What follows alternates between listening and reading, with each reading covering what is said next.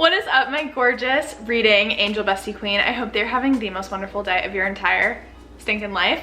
Welcome to my mid-year freakout tag. Now, going into this video, I was feeling good about my reading. I've read 60 books so far this year. My goal is 80 books, as it usually is. But why does it feel like I've literally read nothing at all? It's great. We're feeling amazing. Positivity.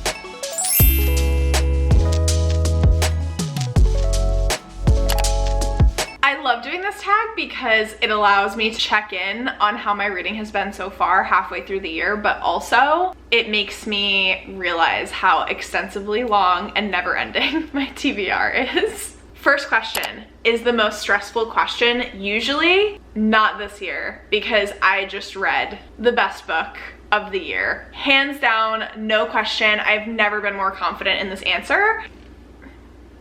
It's Fourth Wing. I will leave my reading blog for this book in the description box below. Usually with overhyped books such as this that are taking the book world by storm, I don't have as positive of a reaction. I usually go into it extremely overly critical, expecting absolute perfection because so many people read this book, hype it up, love it. I loved this book. The hype is real. I fully support all of the hype that this book is getting because the world, the magic system, the way that dragons are incorporated into it, it has a school setting, it has a shadow daddy love interest. The romance in this book is incredible. Some people may call it cringy. I was eating up every single word. I loved it so much. I love Violet, I love Xaden, I love the found family. I was just, and am still obsessed with this book. We're gonna leave it there. I think that's all that needs to be said. Question 2, the best sequel that you've read so far this year. Another very easy question to answer for me. Absolutely Heir of Fire. I am doing my first ever read through of the Throne of Glass series. This is a series that I never felt super drawn to, but with all of the conversations about Sarah J. Maas and the new Crescent City book coming out in January of 2024, I was like, okay, it's time. I need to read Throne of Glass. I love Sarah J. Maas. Heir of Fire gave me the feeling of ACOTAR. This was the first book that I've encountered so far in the series that really like rekindled that spark.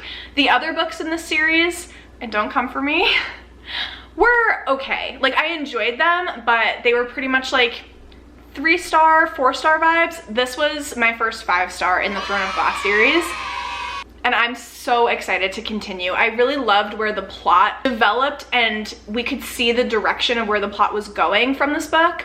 I loved all the new characters that we got to meet. I do have a reading vlog for this book as well, so I will leave that linked in the description box below if you want like more of my thoughts and feelings, but easily the best sequel that I've read so far this year. Question 3, a new release that you haven't read yet but want to. I have a couple, so I will pop up pictures for these. The first being The Last Heir to Blackwood Library by Hester Fox. This book takes place in during World War I in England. We have our main character who is surprised to find out that she inherited this library.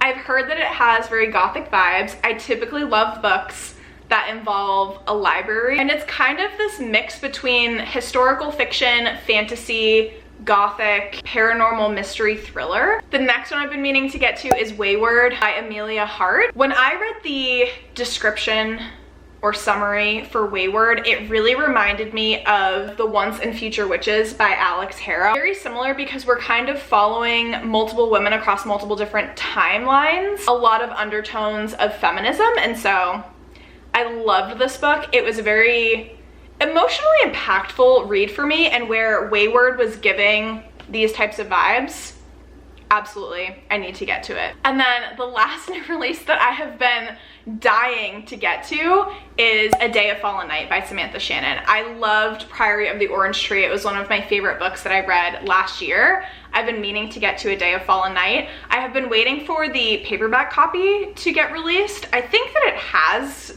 been released. I just have yet to get my hands on a copy of it, and I need to figure out my priorities because straight to jail that I haven't read this book yet. Question 4, most anticipated release for the second half of the year. I can't choose just one. so I'm giving 3.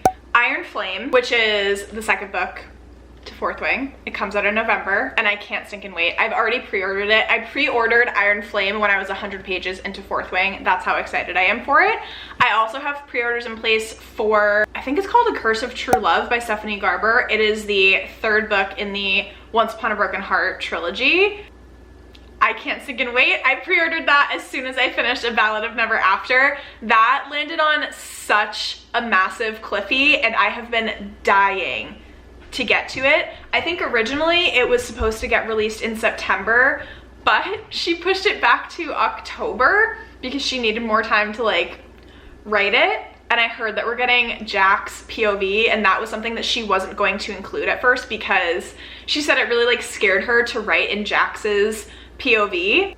I can't contain my excitement. And then the last one that I'm gonna mention, the second book in the Shepherd King series. The first book was One Dark Window by Rachel Gillig. I read this year. I'm gonna talk about this very shortly. I loved this so much. So yes, the second book is coming out in October. Excited squeals. I'm also going to be posting very soon in July a most anticipated video for releases coming out in July, August, and September. Next question is biggest surprise. Okay, so I have 2 books that absolutely rocked my world and I was not expecting them to.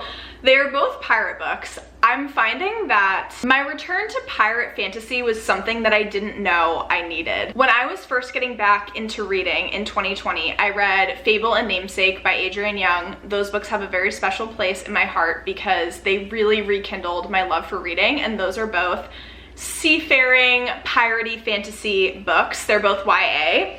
So for Once Upon a Readathon, I knew I had to read Daughter of the Pirate King by Trisha Levenseller. This book has been on my reader for such a long time, and I finally got to it and I read it in one sitting. Literally stayed up until 2 a.m. reading this book. This is also a YA fantasy pirate book.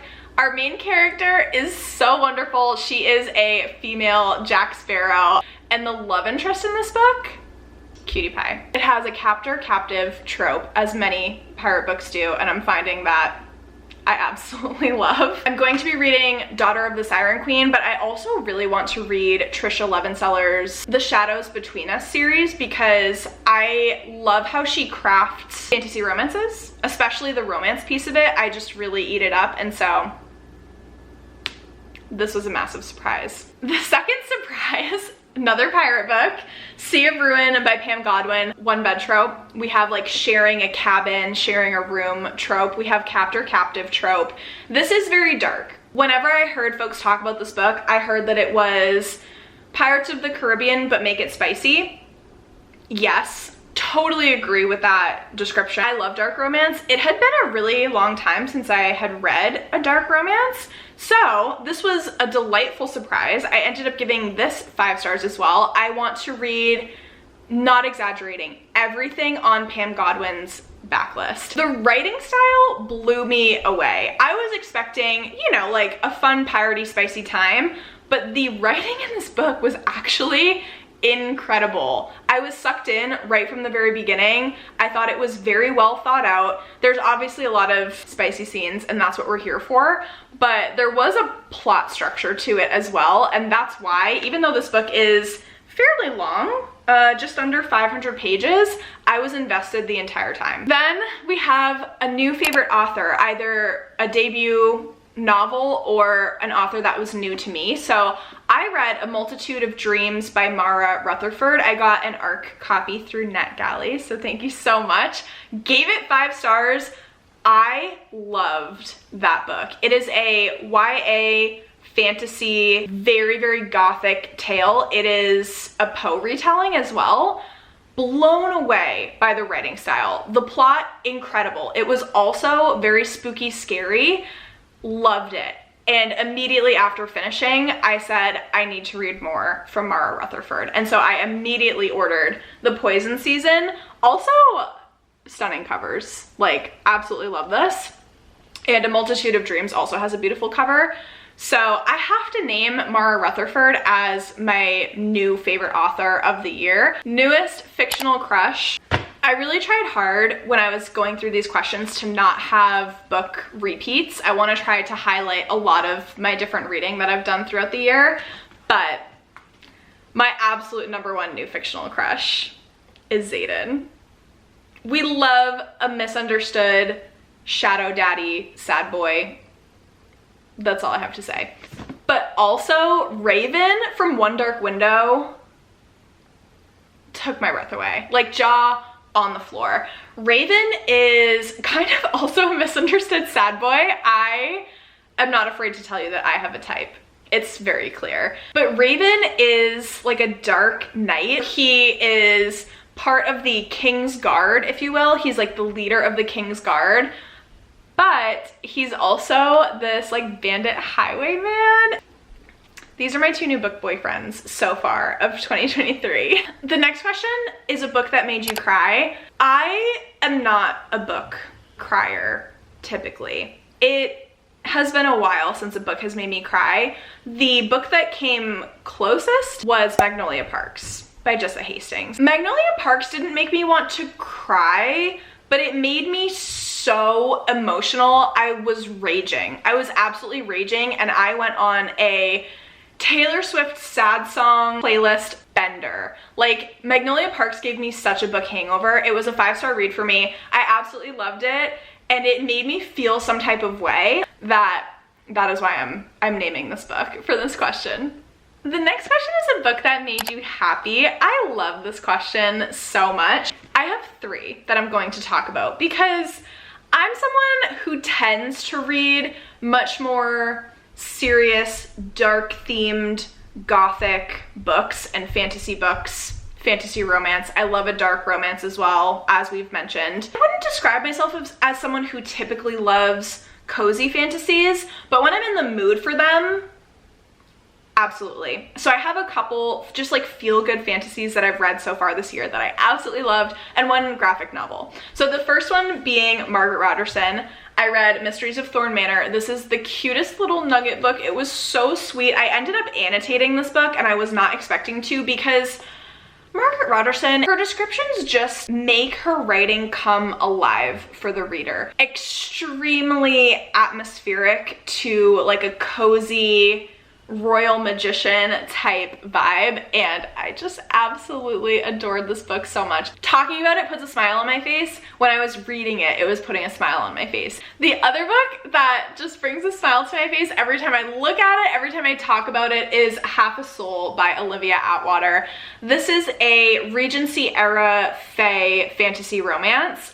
I loved the characters in this book. I absolutely loved it. It gives Howl's Moving Castle because the male love interest is a magical royal magician. Why did I say magical royal magician? He is a royal magician, similar to Howl. Their banter in this book, good banter, just hits me right in the heart. I love it so much. I also have to mention Flower Heart by Catherine Bakewell for this question. This is a new release as of this year, also extremely descriptive. It is cottagecore fantasy to a T. It's a feel-good fantasy romance. It is YA, and it is about a magical ruling society, and we have a girl with very unruly magic. Basically, she controls plants, but she can't control them. Like, they just go out of control, especially when she's feeling very emotional and very strong emotions. The plants just go crazy. This magical society has kind of deemed her a danger to others and herself after an incident happens with her father. And so she has to prove to them that she can learn how to control her magic and also fix her father's issue that came about, or else she's going to lose her magic. It's also kind of a friends to lovers / second chance romance type trope. The last book that I have to mention, sorry, I'm going on like such a big tangent for this question, but The Sprite and the Gardener by Rhea Abrego. This is a graphic novel, and if you love Studio Ghibli type illustration styles, you will love this book. So this is about a little sprite. The sprites help to interact with plants in this society, and so she comes across this garden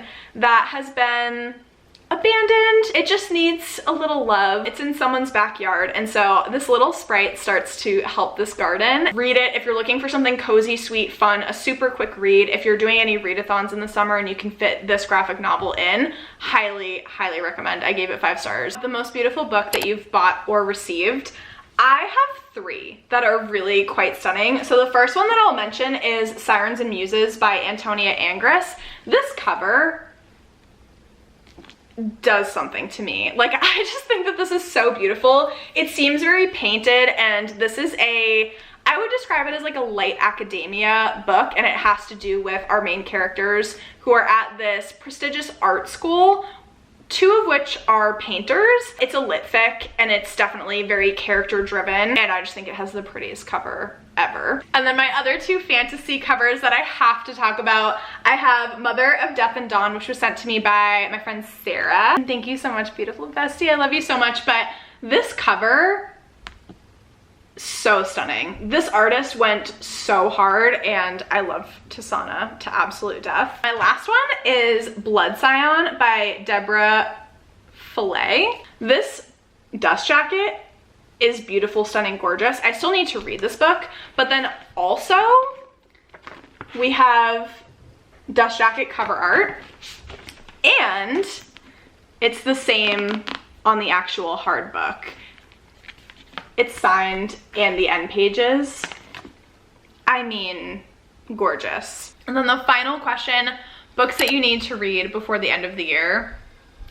I have so many, but I guess my priorities are going to be the War of Lost Hearts trilogy. So I need to finish Mother of Death and Dawn. I'm nervous because the last book was absolute pain, but I've fallen in love with Carissa Broadbent's writing, and so finishing this series is going to be a priority for me. I also need to get into the Crowns of Nyaxia books. So I have Serpent and the Wings of Night, The Ashes, and the Star-Cursed King. So I'm trying to save these for Vampathon. I don't know if I'll be able to get to them sooner than that, but these are a priority as well. All of the new releases that I've kind of mentioned are also priorities for me, but I'm not going to repeat myself. I've been in a super dragon mood this year. I have absolutely fallen in love with dragon books, and that's why I was so pulled to Fourth Wing, a book and a series that I hope to prioritize before the end of this year. The Shadow of the Gods by John Gwynne. I've heard fantastic things about these books. Also, one of the scariest covers that I own. I'll also mention finishing the Throne of Glass books by the end of this year. That's absolutely a priority. I've also been reading through the Witcher series, so if I could finish those books this year, that would be a massive win. Oh, and then the last one that I need to mention, or my bestie Sarah is going to disown me, I need to read Tomorrow and Tomorrow and Tomorrow by the end of this year. Because my bestie has been telling me to read that book for the absolute longest time, and I just need to get my priorities straight and stop messing around with all of these other books. So, yes. Now, this question wasn't on my list of questions for this book tag, but I'm going to add it in because I've seen other people answer it in the mid-year freakout tag, and that is, what book creators have you really been pulled to so far this year? Or like just shout outs to the book community. So obviously I want to give some shout outs. I want to mention Joanna from My Cozy Book Space. I absolutely love her channel. She reads a ton of romance, and she's very well versed in romance. Any type of romance, she is your main girly pop. I've also discovered Heather McLary this year. I don't know what I was doing before I was living under a rock basically, but I absolutely love Heather and her energy and how she freaks out when she reads books. It is so funny. I've also really been enjoying Lucy Love. She reads from a lot of different genres, and she's from the UK, and she just seems so posh and so cool, and I love her reading vlogs. She's absolutely so sweet as well. I follow her on both Instagram and YouTube, so highly recommend her channel too. Hannah Blackwell, obviously I'm doing the Once Upon a Readathon with Hannah, and she is just so much fun. She has so many creative ideas for book content. Also Katie from Katie's Book Nook. She loves romantasy as much as I do. She's so sweet. I love all her videos. She has a ton of recommendation videos as well, and she has very curated lists for like summer fantasy books, stuff like that, very theme oriented. Katie from Katie's Reading, I just absolutely love her channel. She is so cozy, such a cutie. She is one of my comfort YouTubers, and I love her taste in books. Her and I as well love reading a lot of like fantasy romance, and I think we share a lot of like favorite fantasy romance books. But she's really pushed me to get out of my comfort zone and read more classics. She just has a wide range of books that she likes to read from, and I find that really inspiring. I always love finding creators that will recommend me books outside of what I would normally pick for myself. Obviously, Jan from Jan Agaton, she really inspires me as a content creator. I just think that she absolutely crushes it. She's such a business queen. Apologies if you can hear JMO snoring in the background. Also, Rachel from Raven Haired Reader, she is another romantasy queen that I have absolutely loved watching her videos, getting a bunch of recommendations from her. She is so well versed, again, in multiple different genres, but I think like her absolute favorites are fantasy romance. If I'm ever wondering what to read, I'm typically going to Rachel's channel for some of her recommendations and to see what she's reading. And then the last one that I'll shout out is Allison from Allison Pages.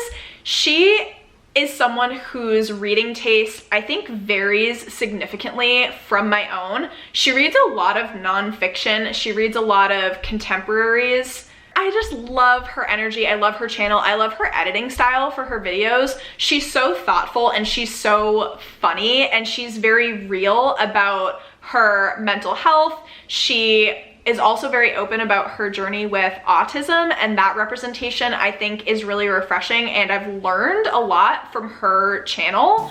I just love her so much. Every time she posts a new video, I am watching it. So I will leave who I'm tagging to do the mid-year freakout tag in the description box.